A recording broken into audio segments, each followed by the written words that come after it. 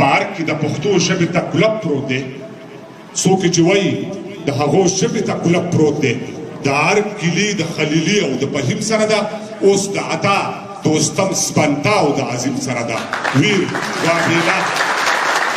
ویر واویلا او غمرازي په پښتو ژبه کېږي میدان ګټل او سربازي په پښتو ژبه کېږي پښتو څرخي پورې تړلې او د دار ژبه شوه پښتو فقط د جوالي او څوکیدار ژبه شوه تګ او راتګ او خوشحالي په بله ژبه کېږي طب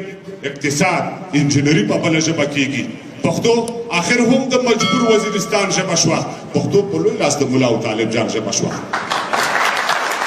پښتو د باد په شا سوره ده د باد سر ته خیژي سای په سکندو ده په وتو د شمشاد سر ته خیژي د باد په نیلې به د باد سر ته ختلې وي خو منو پښتو به د شمشاد سر ته ختلې وي خو د ملکنډ او کړماره ښکته وغورځېده د لوړ پامیر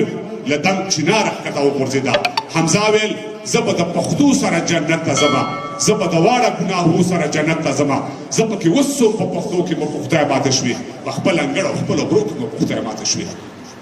کډه په شا له ښاره وځي بیابان کې اوسي پښتو اوس یا وزیرستان یا قبرستان کې اوسي د قیمتونو ارزاني هم چا ونه منله طالباني مسلماني هم چا ونه منله زه هم له غرونو تر ارګه پورې ورسېدم بویه اوس پوه شم چې تر برګه پورې ورسېدم پښتو پارک کې د امیر شیر علي خان ژبه وه پښتو پارک کې د وزیر محمد ګل خان ژبه وه پښتو پارک کې د ملا صاحب رباني ژبه وه پښتو هغې وخت کې سوچه مسلماني ژبه وه پارک کې ژبه اوس د استاد رباني ژبه ده نیمه تاجکه ده او نیمه ایراني ژبه ده پښتون د ارګ دننه یې خپله کوپړه ساتلې یا خپله خېټه ساتي یا خپله چوکۍ ساتلې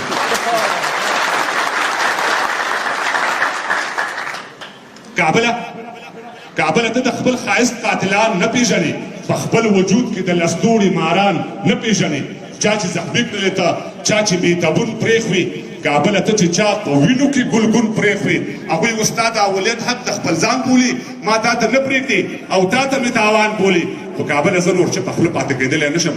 نور خپل وطن کې مهاجر ځان ته ویلی نه شم دا تصویرونه دا چوکونه او ګلخانۍ د چا دي ستا په سینه دا لوړ پوړیزې ودانۍ د چا دي سپین سترګی نه یم د فشار تکلیف هم نه لرمه زورور هم نه یم د ډار تکلیف هم نه لرمه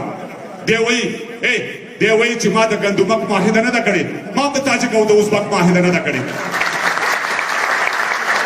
دی وایي چې ما د ګندمک معاهده نه ده کړې ما د تاجک او د ازبک معاهده نه ده کړې دی وایي چې نوم دې د افغان له تذکرې ووځي زه وایم چې دی دې د افغان له دایرې ووځي زه وایم چې دی دې د افغان له دایرې ووځي مننه کوم